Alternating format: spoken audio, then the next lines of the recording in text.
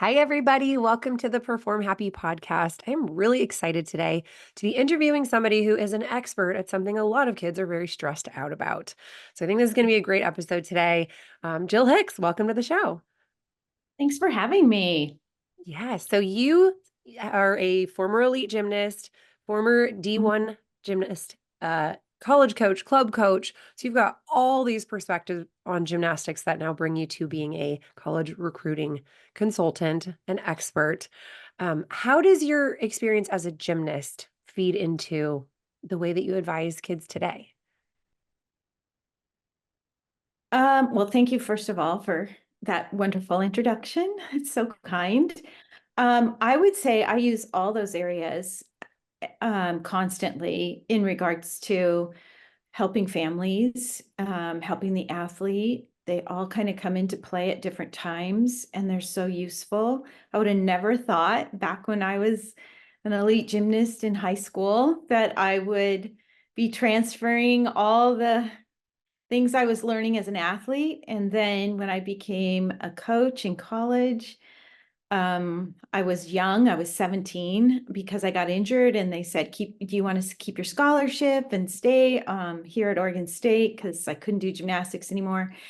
And I didn't really want to do that, but I thought, why not? It's an opportunity. And then looking back, the people who were above me that were leading the actual team, I was a student coach for 4 years, taught me so much, and college athletics and gymnastics went from NAIA to NCAA. So I got to see that transition, and also, valuing gender equity in terms of Title IX issues.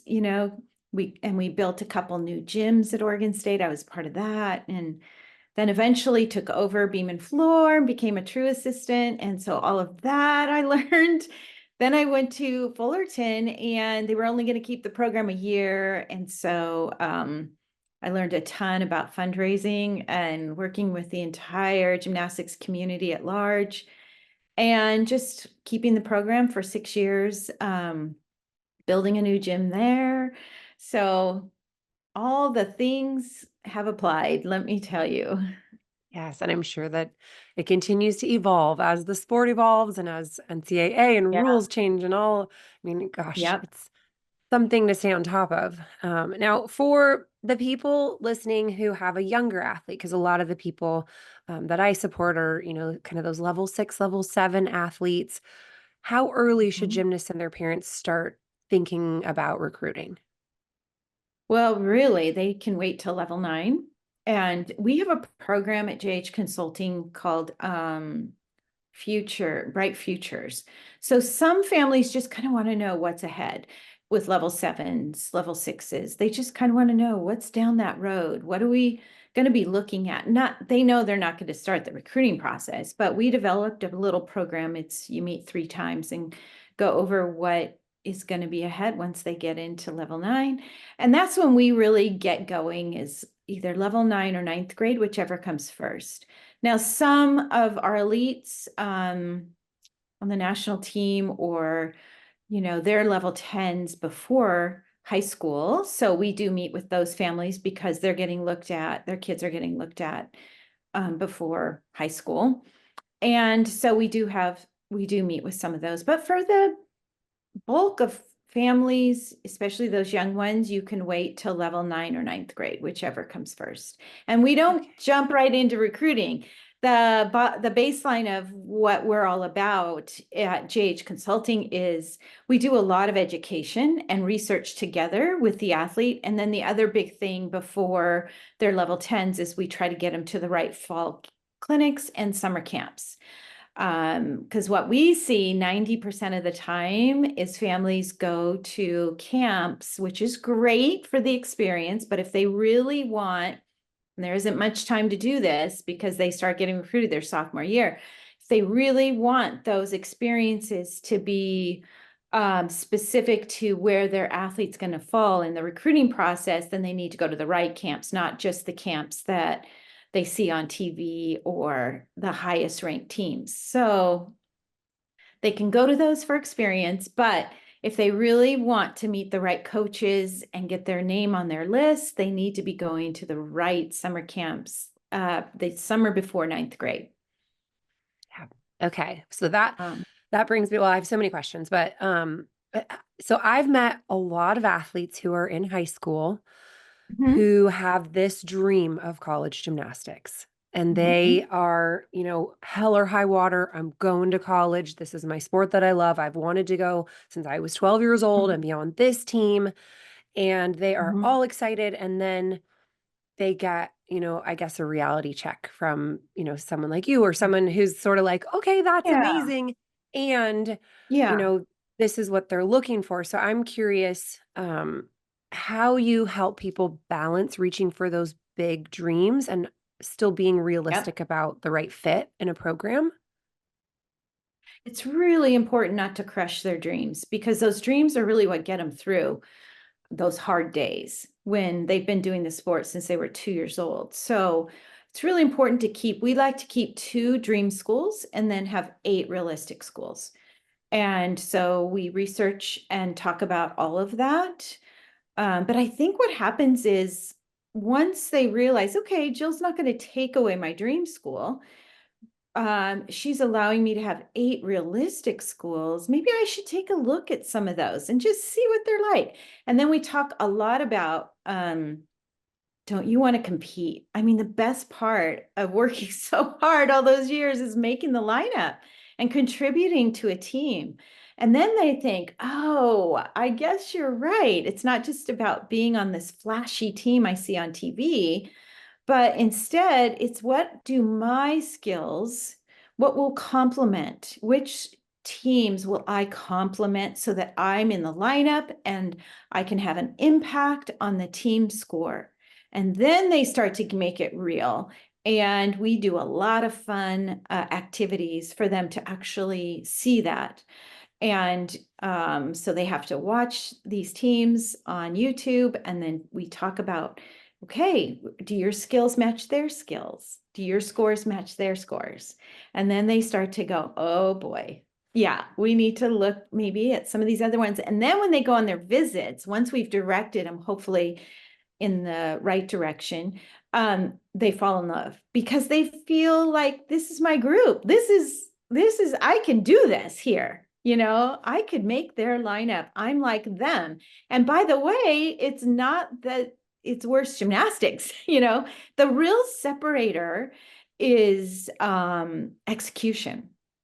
And when they get to level 10, it's really hard. Those skills are D and E skills. Okay, so some girls can do them easy. Those elites, those very high level 10s can do those D and E skills. Their bodies, for whatever reason, can do those skills a little easier with greater execution. So, that's what I encourage families a lot, is to don't jump through the hoops fast, get the basics, do them well with great execution, because it will catch up to you when you get into recruiting. If you can't do, you might be able to throw those skills, but if you can't do them clean, then it does bump you down that ladder of recruiting. Okay. Okay. Now I'd love to have you explain, because I have been in this world for a very long time and I still do not understand D1, Mhm. D2, D3, kind of Mhm. what are the differences, and can you explain how a gymnast might decide what would be the best fit as far as what division to be looking at? Great question. Um, so it is very specific in some ways, but I think everyone would be surprised if they went to a D3 championship meet. They have their own nationals, what those girls are doing skill wise. It's come a long, long ways. And I give those D3 coaches a lot of credit. There aren't very many D2 schools. But they're wonderful because they can actually give money to an athlete. So D2 and D1 are allowed to give scholarship money. And D2, there's only about 5, and they merge an academic with an athletic scholarship. Then D3 is just academic scholarships. They're usually a little bit smaller schools. Sometimes the facilities aren't maybe as strong as the D1 schools, but they are good, and they're doing your chink layout fulls, and they're doing, 10 start values. Again, it comes back to execution. So initially, every coach will go, okay, here's an athlete sending me an email. I'm going to look to see what are her skills, what are her scores, and what are her start values. And that's the separator of the three. So you may have 10 start values for club, but you might not have 10 start values for college. There's a different book that they go off of with an insert with different requirements at the college meets, and they're a little bit tougher. So we start there with helping the athlete realize, oh, I don't actually have a 10 start value for college, and here's what I would need to improve. That's why we like to get them in 9th grade or level 9 so that they know ahead, what skills they might want to choose or work on. And then it comes down to that execution. So can you do your skills? You may have a release move on bars, but do you show flight? Or are your toes always pointed? Or do you have flex feet? Or can you cast to vertical in your handstand? That's really, it's 1 or 2 tenths, maybe 3 tenths that might separate one routine from another, even though they all start at 10 start value for college. But that's what college coaches look at. They're going to go straight to my meet scores after you send them an email. They're going to look up your scores. They're going to see what level you truly are. They're going to see how many meets have you been in, and then how consistent were you. Then they're going to go straight over to your Instagram and see the truth. So your videos are your proof. Your scores are your facts. If you don't have those, you can't just send emails to colleges and say, I want to be on your team, because they're going to evaluate you. That's your resume, is your scores and your meets. And that's how they separate out. Is she a Division 1, 2, or 3? Is she going to fit into our team? Now, you throw in about 1,000 things that happen throughout, that they understand. So there's injuries, there was COVID, there's girls who come from small gyms who look like they have a ton of potential. I have one girl right now who's incredible. She's taught herself double layout off bars, a Yurchenko double twist on vault, big skills, and just doesn't come from a gym that any college coach has probably heard of. So we've had to work really hard to market her. So then that's, a hurdle when they hired me, that I'm helping her with. But every athlete has little hurdles, or we call them speed bumps. But the goal is your skills, your scores, your start values. Those are the key things that you want to keep in mind. The biggest problem I think I see with recruiting too is a lot of club coaches don't have time to help their athletes. They want to, but they're pretty busy. So it falls into the parents' hands. Now, as a parent, we all think our kids are amazing. I went through the same thing with my own kids, my husband and I. And they were amazing, and they did do college athletics, but maybe not to the level that I thought, because, we always have that expectation, and we're so excited for our own children. And that's where I think I see, once the family hires us, is that the parents go, oh, okay, she's not just being a level 10 that's going to get my daughter recruited. There's high level 10s, medium level 10s, lower level 10s. And your daughter is probably working really hard to be whatever level of a level 10 that she is. And then she has to jump through being injured, or, can't get a skill, or mental blocks. And, so you can't just say, I want to go to that college and work that skill to go to that college. It takes years to get some of these D and E skills. And I think parents, it's really hard for them, because they look at their child and they go, wow, at level 8, she scored really high. So she should get recruited to these really top teams. And then it gets harder at level 9, a little harder at level 10. And they're stumped at, having to do the recruiting, helping their athlete or their child. And they don't really understand. They've never been a judge. They can't really understand. I mean, I struggled with soccer. Kids did soccer. I didn't understand technique on soccer, and so I reached out to people who I knew were college coaches in soccer that became our friends through the years of doing it with our kids, and said, what level do you think my daughters are going to be in college? Because I knew I couldn't see through it all. I didn't play soccer. I mean, even though my husband and I were D1 coaches, D1 athletes at the highest level, that's where I see parents really struggle, and either they listen and are pliable, or they start to rub that tension with their daughters of they're thinking their daughter should be doing one thing, and the daughter's going, I'd love to do that, but my body right now can't for whatever reason. And so you get that frustration. And then they hire us, and they take a deep breath because they hear it through a different voice of, okay, here's the hurdles. Here's our goals. Here's how we're going to get there, but it's never a straight path. And then they relax because they don't have anyone, unless they have other parents in the gym. Sometimes, sometimes they're club coaches, but those club coaches, man, are so busy. So we really do a lot in our sessions. It's not just recruiting stuff. It's kind of a lot of information we give. Yeah. Well, and there is just, I mean, it's so much to need to know Yeah. as an athlete, as a parent. So Mhm. I again, I just feel for these little kiddos who are on their dream Mhm. path and then they get injured, or they have a setback. And so I can think of a handful of girls just off the top of my head who are in high school, they're level nines. They, had all this promise, all this potential. They get afraid, they Right. get injured, and they're off their timeline, but they still have their hearts set on Right. college. What are Mhm. some more unconventional routes that you've seen kids have success with so that they can still achieve their dream, even if things didn't go how they wanted along the way? Well, first of all, that's the norm. That's the bulk of our clients, what you just described.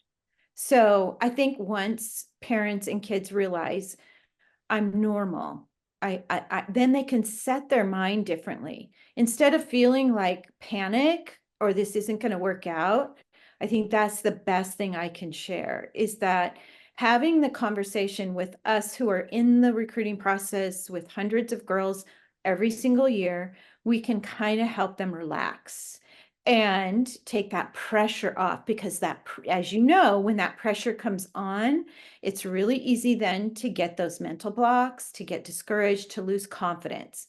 And once you go down that path, um, and you're trying to get these bigger skills, but you have to take time off because you've had an injury,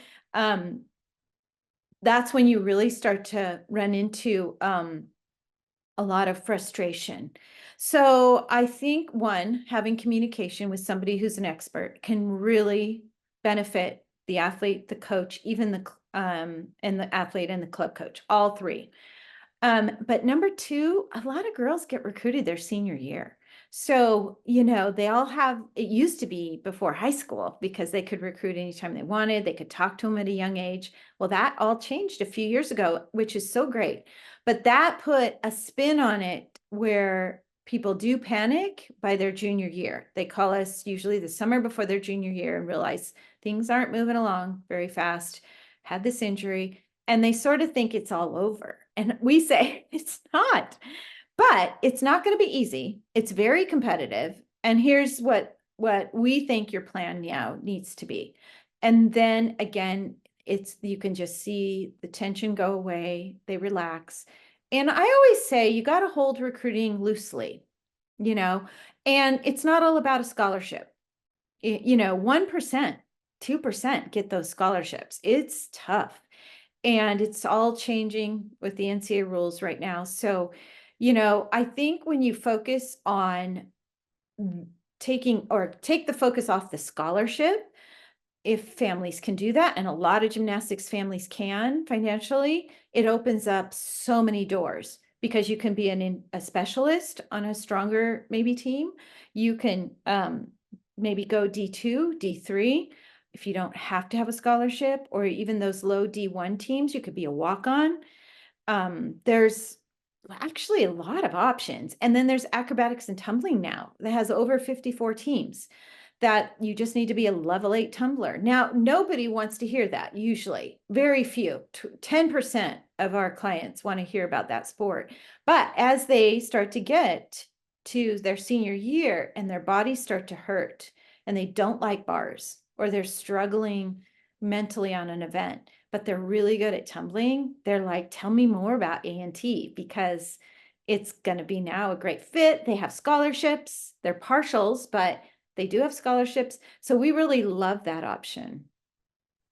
Awesome. Yeah. That feels good to me because I'm like, I watched the movie Rudy, and Mm-hmm.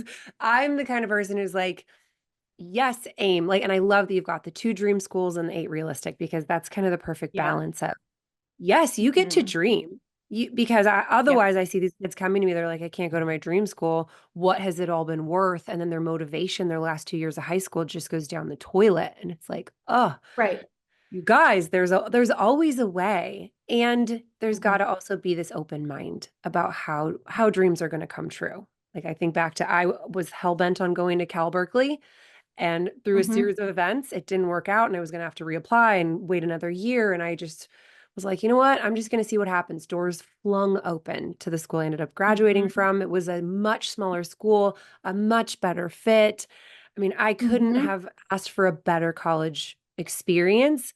And I was devastated that, Right. at first, that it wasn't going to happen. So I'm always telling kids, like, I even dropped out of college after the first year. Like, things did not look the way that I had anticipated, but now I'm a Exactly. grown up with my dream job, and like, it doesn't have to look a certain way in order to, if you Right. keep working toward what your dream is and are kind of Mm-hmm. open-minded to what that might look like, you know, Mm-hmm.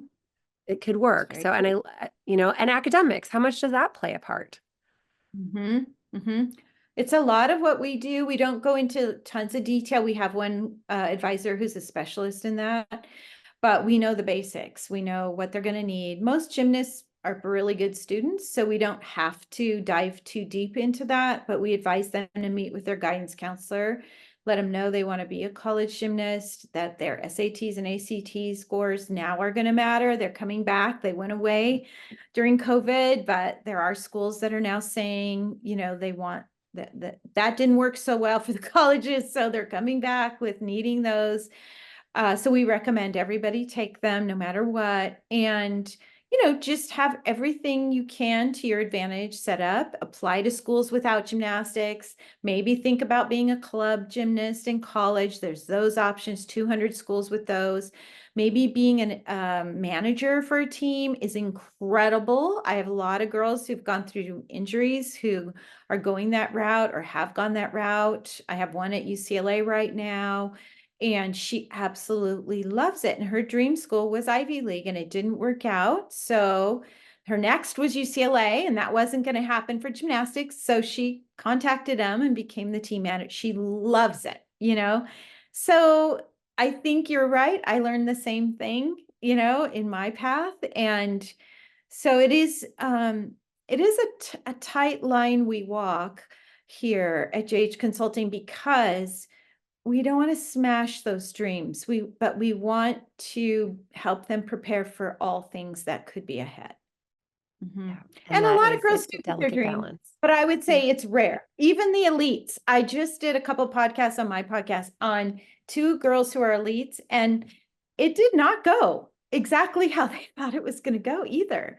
So everybody's in this battle of becoming a college athlete, and it is what it is. It's just you never know what the coach is. There's what Mhm. you want, there's what your parents want, then there's what the college coaches want. And you don't know what that's going to look like or what they are going to need. Your best events might not be the events they need the year they do recruiting. So you really are going into it. I say, be aggressive, but hold it loosely and be open, because it might surprise you. Yes. I mean, that's Mm. sort of a lesson for life, right? Have the So, big dreams, go after it like like you are Mhm. gonna get it, and be open Mhm. to whatever maneuvering is gonna happen through the reality of life, and it always turns out. I mean, It does. it always Oh, works out. I agree. Yes. Okay, Mhm. so you mentioned the mental block word, and I'm Yep. curious what the mental side of an athlete's sport, how big of a part does that play in the recruiting process? So the bigger schools are really aware of things like that, and they have the budget to come into the gym and watch the athlete practice, and they are looking for things like that. There's nothing I don't want to, well, there's nothing more challenging for a college coach to think they're getting an athlete when they see their videos and then the athlete arrives and they can't do those skills under the quickness that needs to happen. You can only work out 20 hours a week in college. They don't have time to mess with mental blocks. So they're going to be talking to the club coach. They're going to be coming to the practices. They're going to be asking the athlete, have you had mental blocks? Things like that. But you want to get as much of that taken care of before you go to college because like I said, there's how 25 girls vying for really 5 spots on each event. So 6 compete, but 5 count. So you can't come in, needing an extra mat under the beam or they have to practice is very quality over quantity. That's the big difference than club. So there's not a lot of hours in the practice time. They give you an assignment, they expect you to complete it quickly with quality work. So um, so mental blocks happen in college, but I wouldn't say they happen as often as you see them in club. The lower ranked teams that can't come into the clubs, I still recommend that as an athlete, you be honest, always honest with injuries, mental blocks, all the things, because if they find out and you arrive with that mental block or that injury and you didn't tell them, they're going to get a negative connotation about the athlete. And you don't want that. They're used to it. Okay. For the most part, I mean, they've either coached in club, these college coaches, or they've coached a lot. They know what mental blocks are. They're not going to, be mean to you about those mental blocks. They want, you to get help or an injury. But hiding either of those things, because some girls try to do that in club, and it's sort of more accepted, I think, or unfortunately utilized more, happens more. But in college, you just can't do that. So I would say hiring somebody to help you through that, because oftentimes, as you know, mental blocks are because of other stresses, not necessarily has anything to do with the skill. It's the stress. I always think when I was coaching, there's other stresses going on and there's not enough space for your brain and your ability, your like courage to help you overtake a skill that's stressing, whatever that stress is. The stress is more consuming on your mind and your body and your spirit to where you can't overcome it because of fatigue or you're worried about something else. You walk in the gym and now you have to do this big skill and you're exhausted. And you just sometimes figuring out what is going on in your life. I would always bring the girls in my office and say, okay, let's talk. What else is going on here? And then they would tell me whether it was a test or a boyfriend or a roommate, just not sleeping because they were so worried about these things. So then they'd come in the gym and then we would just talk about it and they would cry or they would let it out and they'd walk back in the gym, maybe not that day, but right away and do it, because they were freed up from that pressure.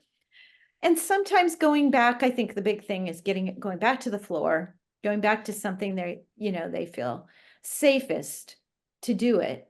is really good. Or in college, a lot of times, believe it or not, we would just take that skill out because, they would finally tell us, I've had troubles with this my whole career, and I'd say, well, have you ever tried this? And they would be like, no, let's do it. And that was a big way to get pushed through, Mm, issues. We would just yeah, skill. And I don't know that's a why great club point. coaches, I think, get in a rut, with certain Mhm. skills in their kids. So they stick with it. But in college, just like, let's try something else.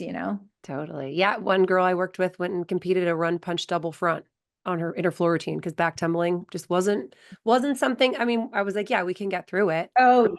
There's a bit, but that's big. Hmm. yeah, but you can find other ways. Yeah, and I noticed that a lot of athletes who are on this collegiate trajectory, super talented, they constantly feel like they're running out of time. They're running out of time. They're Yeah. running out of time, which is typically the biggest thing that causes mental blocks. The irony is that they feel like they're running out of time because they have to get these skills and these scores and have to be perfect right now, and it creates this fixed mindset around has to be this school, this time, this. And then they're like, and this meet, and it really matters. I'm like, oh my gosh, everybody. If you Right. could just be in the moment, get a little Hmm. better every day, have the big dreams. Like I have goal and vision boards all over my office, but I also Right. am, you stay in the present. And I Hmm. love that you encourage the flexibility as well, because I think, like you said, there's this Yeah. big rut of it has to be a back handspring on the beam, has to be back handspring back Hmm. layout step out on the beam, it has to be round off back handspring back full. And it's like, well, if you can do the math with skills that you Hmm. can feel confident doing, that you can show up and hit consistently with a college coach standing at the end of your beam, why Right. wouldn't you? Why wouldn't you go Hmm. that route? So I think Yeah. that's a really important point you make, that athletes advocate for yourself. If you're like, I can do a round off back tuck on a beam, and a back handspring back layout step out is like has been a struggle forever. Right. Go talk to them and say, hey, my college dreams mean that like I need this letter. But I think in Right. looking at the code points, this would work and that would work and that would work. Right. And ideally you've got someone that can help collaborate with you based on your goals so that you can get Hmm. creative and still fall within those Right. requirements. Yeah. Exactly. Okay, so another thing I know that gets to be an adolescent issue is comparison. And they're I was looking just at thinking that. these Instagrams, and they're looking at, Oh, and they're like, oh, someone else on my team is this way. yeah. How do you help athletes combat that, which then again creates Yeah. stress and performance anxiety? I totally remember that when I was elite. There were four elites in the gym, and we all obviously worked out together. We were all best friends. And there was one who just everything came easy for her. And we had to do compulsory back then, and they had a stalder on bars, and it just was never going to be me. I wasn't built for it. I didn't have swing like that. And she was, and I was like, what? This just isn't fair. It's like she made it look so easy. And that was one of the good things about when they took compulsories away. I think we focused more, it gives girls more options to like, well, what is your body type like? And what comes easy for you? And I think social media has made all of that a million times worse in a lot of ways. But I think at home and in as an advisor, again, it comes back to the life skill. It's like we have to learn, and you're going to learn it through this, and it's not fun because it's hard to watch other kids go on their visits and start announcing, all the 26s recently announcing where they're committed to. um, it's never fun, never easy. I probably would have been in a ball of tears if it wasn't me. Because I'm really competitive, and I know these girls are too, or they're perfectionistic and they're hard on themselves. And so we teach it as one of our most important life skills at JH Consulting is learning how to not compare yourself and letting go of what you're seeing on Instagram or hearing or whatever's going on in your gym with other teammates and focusing on what you can control. So, if you're more of a power gymnast, And that college that you loved needed more of an elegant bar worker, then you have to accept that. We all do in life. Not everything is going to be the way we want it to all come together, just like we were just talking about. And so if you're going to compare yourself to something that will never be you, really, then you will never be happy, not only in recruiting, but in life, because it's going to happen down the road in another way. In fact, yesterday, I just went to this event and it was to purchase clothes. And every girl that was there, woman that was there trying on clothes, was totally a different body type than me. And they're all coming out with these clothes on in front of the mirrors. And I was thinking, and I'm a size 7, like I'm not big. I felt huge. I was like, because they were all like size 1, and I thought I could really let this steal the joy of my day. How stupid, we're different. We have different bones. We have different body types.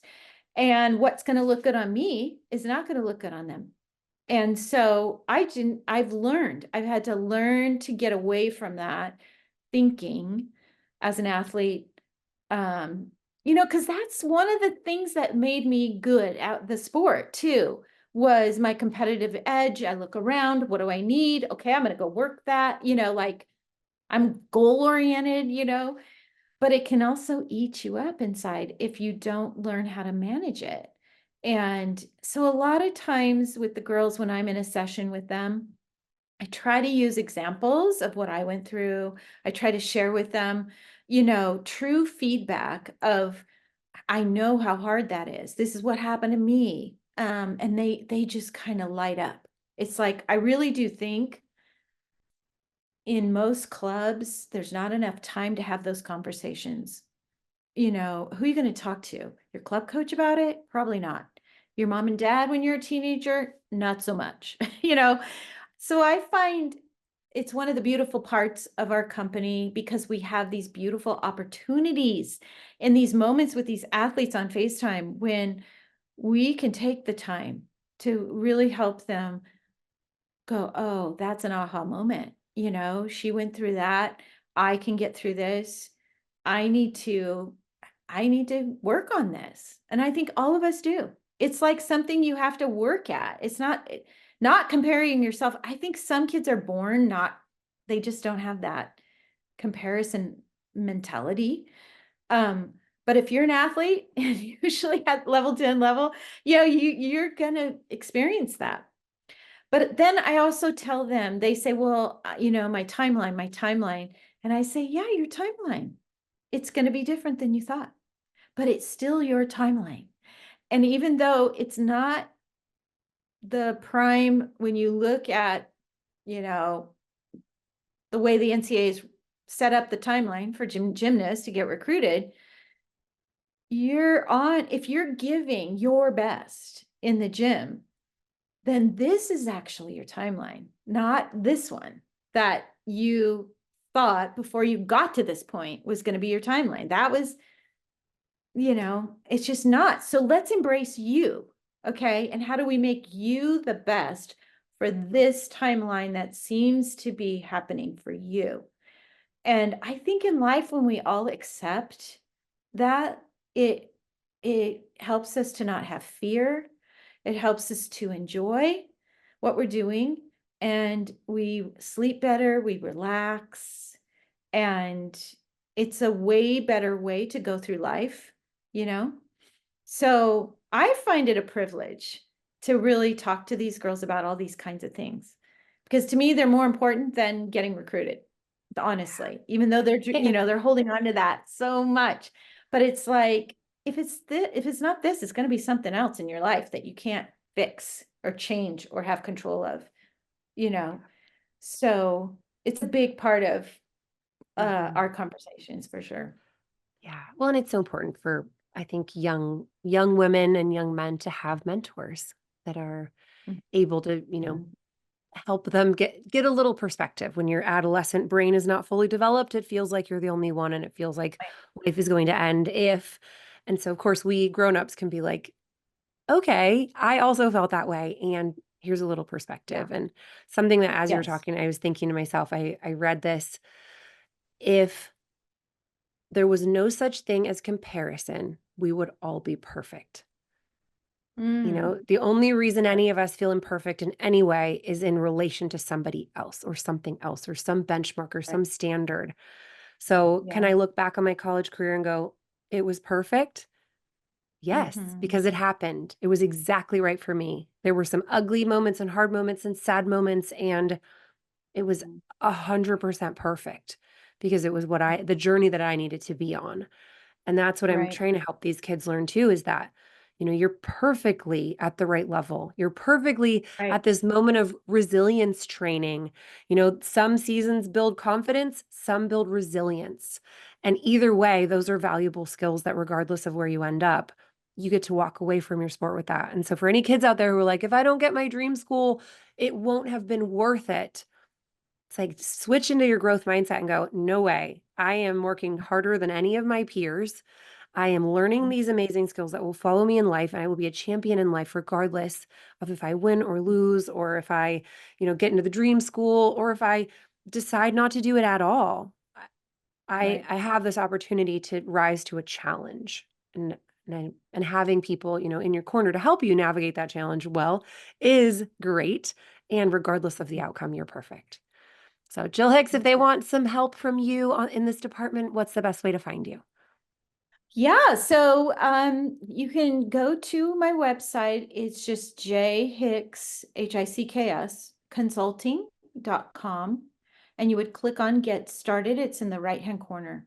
And then you'll drop down to gymnastics. There's a lot of sports there, but gymnastics, and fill out the forms page, press submit, and an advisor will give you a call. Amazing. Or Thank you you can so follow much. me on all the places. I do a Facebook Live every other Wednesday. And then I'm on Instagram every day posting tips.